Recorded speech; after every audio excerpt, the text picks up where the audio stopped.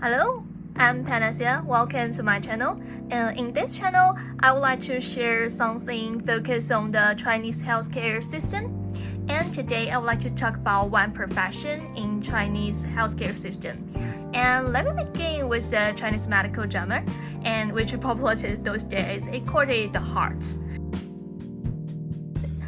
This series follows three cardiologists working in the public hospital. It's the story about clinical appetites and a life and death decision and the trust between the doctors and the patient.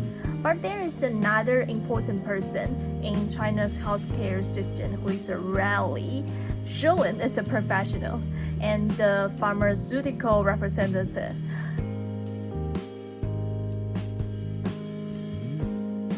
In the hospital, the doctor stands at the center of the story. The pharmaceutical representative often waits outside the door, and the doctors make clinical decisions. The representatives may be expected to deliver some documents and arrange a meeting and maintain some relationship and sometimes handle some tasks, but they have very little to do with the medical science. This is why this profession has a complicated status in China. But in many Western markets, the relationships can be more peer-to-peer, and the farmer representative is still a commercial employee. But it's also expected to be the trained professional who can provide some very accurate sciences and product information to the clinical doctors. And the relationship can be regulated, and the doctor may not always welcome the representative, but the profession itself is clearly defined. And so why can the same job has such a different status in China, and why is China now trying to redefine it? China's first pharmaceutical representative entered the market mainly through joint venture in the late 1980s and the 1990s. And many representatives had the medical or the pharmacy background. Their original role was largely educational, explaining new medicine and the clinical evidence and the treatment option to the doctors.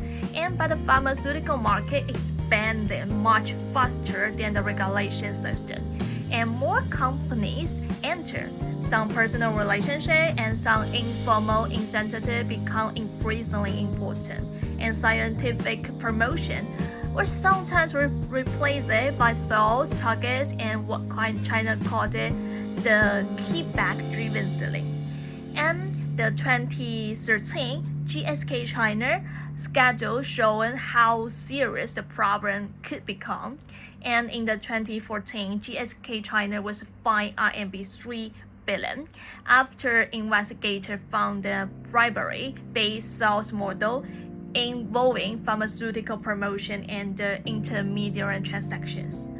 And what might change on the August the 1st next month is, and instead, the new rule do not create the national licensing exam for the farmer representative, and instead the pharmaceutical company must formally fly and authority and manage the people who represent them.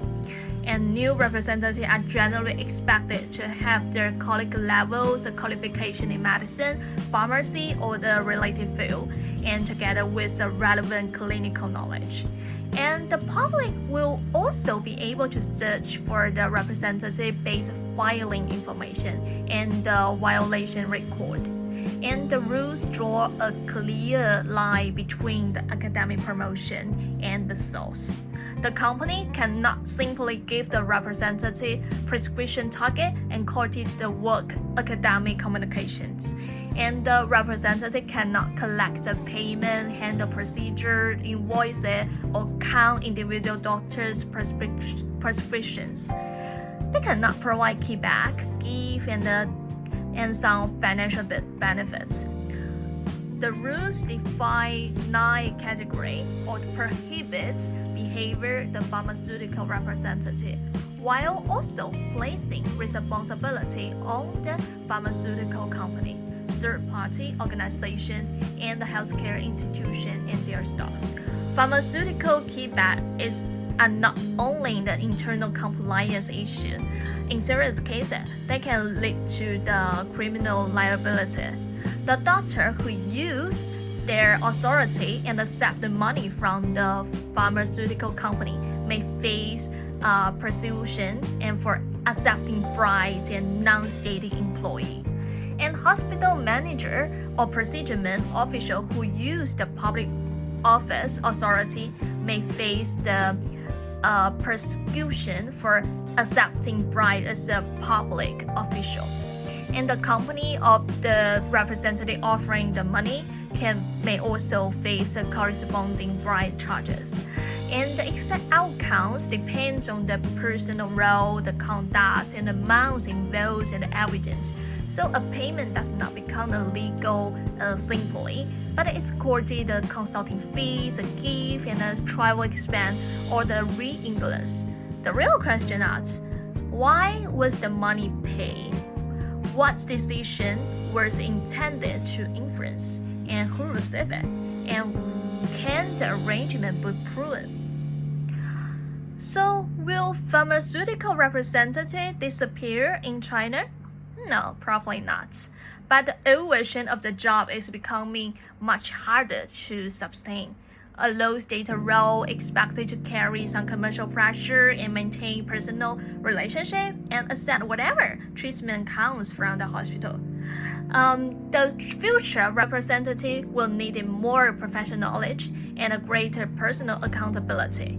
China is not simply trying to erase this profession. It's trying to decide what the profession should be.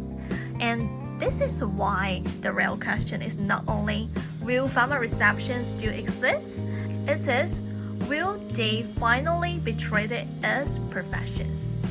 Thanks for your watching. I'm happy and I really appreciate that you subscribe my channel. I'm Panacea. Bye.